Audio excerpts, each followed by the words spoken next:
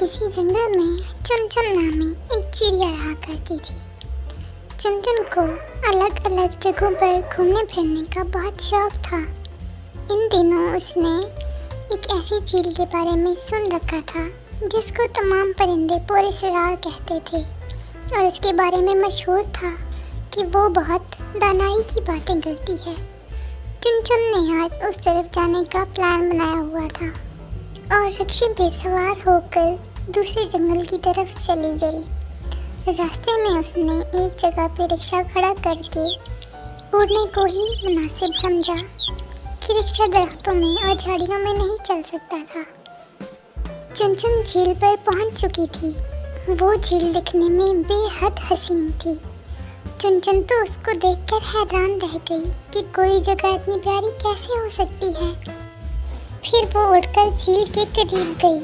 करीब से देखने में तो झील और भी ज़्यादा हसीन थी।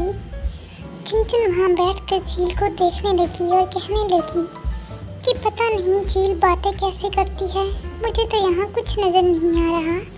कि इतने में अचानक झील बोली, क्या हुआ चिड़िया रानी?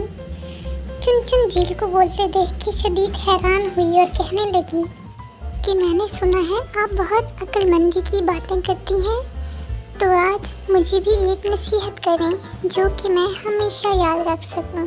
तो झील बोली कि हमेशा दूसरों के काम आओ और कभी किसी दूसरे की मजबूरी का फ़ायदा ना उठाओ। नन्ही चिड़िया, मेरी इस नसीहत पर तुम हमेशा अमल करना, ऐसे तुम कामयाब रहोगी। चिड़िया झील से इजाज़त लेकर वापस आई तो रास्ते में उसको एक कीड़ा नज़र आया जो कि शदीद ज़ख्मी था और चलने फिरने से भी कासिर था। चिड़िया को भूख लगी हुई थी। पहले तो उसने कीड़े को खाने का सोचा, लेकिन फिर उसको झील की नसीहत याद आई। उसने कीड़े की मदद करने का सोचा।